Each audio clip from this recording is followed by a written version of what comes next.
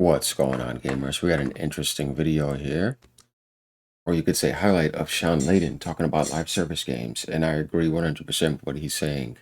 I always like Shawn Layden's takes. He was an excellent leader, and when he was with Sony, they did a really good job. They didn't do the live service goose chase, and they would have made that Horizon mistake that they're making, along with some of the other mistakes. But, Sony has learned from a lot of things, and it's good to see they turned around. But after seeing the Horizon co-op game, yeah, I still don't understand why they weren't just having guerrilla work on Horizon 3 more. Get involved with that MMO with NCSoft and work on like Killzone or some type of other shooter. They should have done that. But, this is what they're doing at the moment. But here, Shawn Layden basically slams live service games, basically talk about why they tend to fail and how they're not imaginative at all. And I think we all know that a lot of them are very sloppy. They imitate all the other ones before them. And then you got to include gotcha games in that too. And I think this is a huge problem with the industry because so many people have dumped so much money into that spectrum. Even the ones that failed that could have been supporting really good developers and really good games. And a lot of these developers, when they make these games, they're always chasing a trend with a bundled imitation of a lot of other games together, and it really gets annoying. So Shawn Layden gives his take on it as well, which is actually pretty good. So let's get into this and let me know what you guys think. We'll obviously comment on it along the way. This is definitely something important because High Guard is another example. I mean, people just need to stop doing that. How many live service games can be successful at any one moment? Yeah, well, there's The only a answer certain obviously amount of is not people. 20. See, that right there is a key highlight. You got to think about like what he just said too. Obviously not 20. There's always going to be a bundle of them, and then there's always going to be the main ones that people never leave. When you think about like Fortnite and stuff like that. Um and yeah, how much time can you have? Definitely with how short time is already. Yeah, there's a amount of people, and coming up with the next great live service game, you have to not only have a great game, you have to compel people to take their time away from where they are to come over and invest time in where you are. Yeah. That's another thing too. It's like when you think about time investment, how much time do they take up and how much time do you have left when you're done just with that? And yeah, and how much time have you put into it to say, I never want to leave this. So are you going to make somebody else leave their game for your game? And how long do they usually last when they launch? You see what I mean? They usually don't. They're more like 1 monthers. I always try to call like just like MMOs back then. I call them 1 monthers, where it's like you see this population, then like after a month, watch the huge drop off and see if they can maintain. And it's tough to do that. You got to get creative. There's a switching cost. I Mhm. don't think a lot of people play 4 or 5 live service games at the same time. No. You're like all into one or two, and that's it. And so for you to come out with another one, you're trying to get people to come over here. Stop spending so much time doing that thing you love and come over here and try this thing you don't know. And that's a hard proposition. It's not just the selling of the game. It's it's convincing people that they should take away some of the time they're really enjoying doing this thing over there to come over to your unknown thing and invest their time there. 100% correct. And that's the problem with Horizon co-op gatherings, whatever the hell it's called, Hunters Gatherings. When you think about that game, do you think that the service game that you're playing right now, the stuff you're doing, it's going to pull you away from that and keep you there? That's the problem. It's like a game like that, it's not doing anything original. High Guard is the same thing, where it's like, why did you launch? Because everything you're presenting is better everywhere else, and it's been like that for years. So, like, people are going to lose interest big time, and they're not going to stay around. Um, and when your game dies off, what are you going to do to recover it too?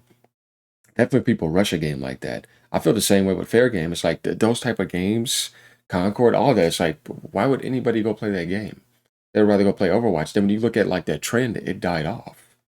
So it's like, how are you going to do that when that game is actually designed very well? You think about the original Overwatch and all that, and you're not hitting nowhere near that peak. So it's like all of them are like just imitated bundles of something else, and they don't present you something where it's like, man, I got to get on this every single day and I can't get off it. If you can't beat what's currently on the market or innovate better, than what's on the market, where it's like, this is totally different from anything else, and it's giving me that same feeling, but it's completely different, and it's not trying to psychologically exploit me.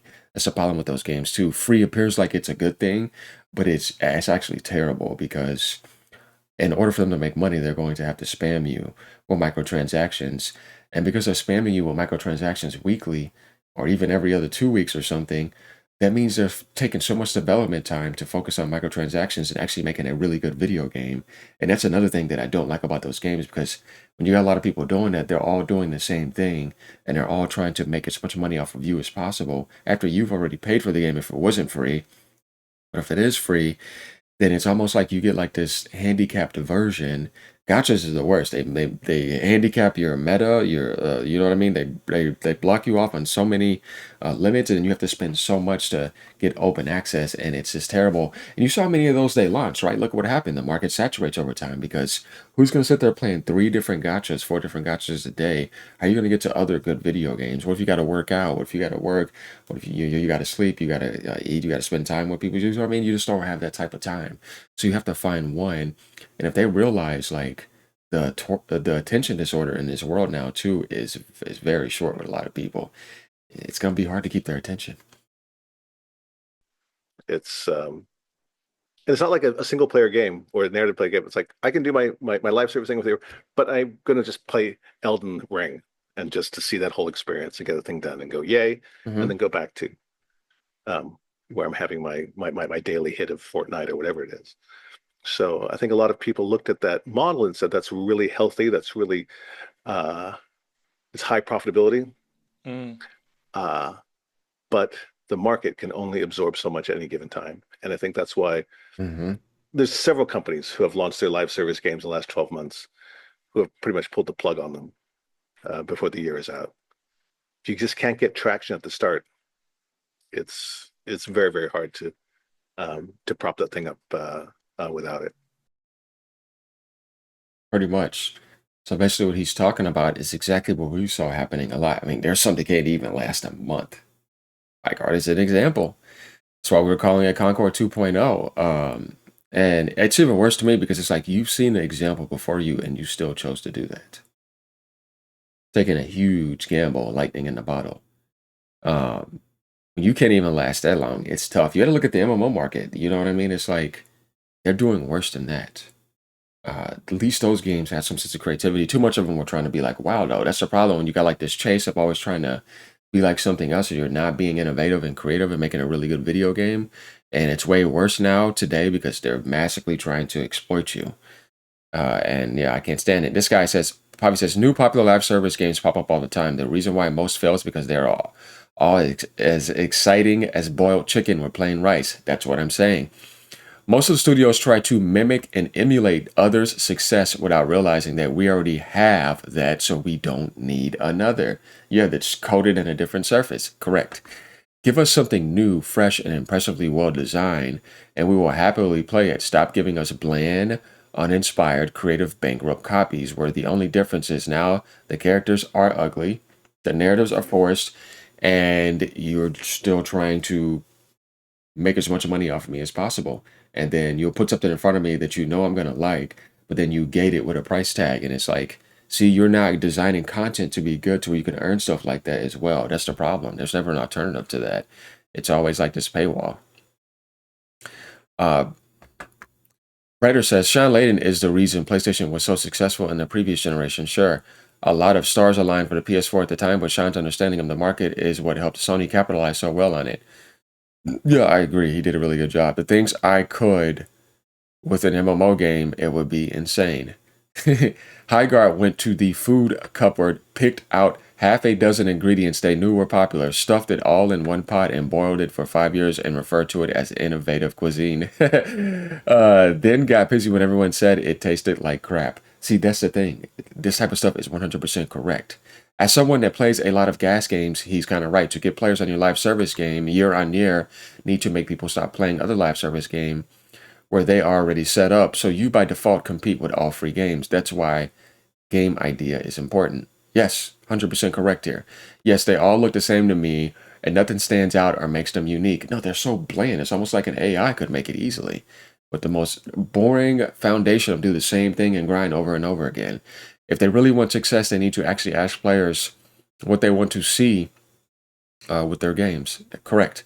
Players have their game they always play. When I clone of the game comes out, if it doesn't grab the attention and they keep it, they go back. I think he's trying to speak English. That's just pretty funny.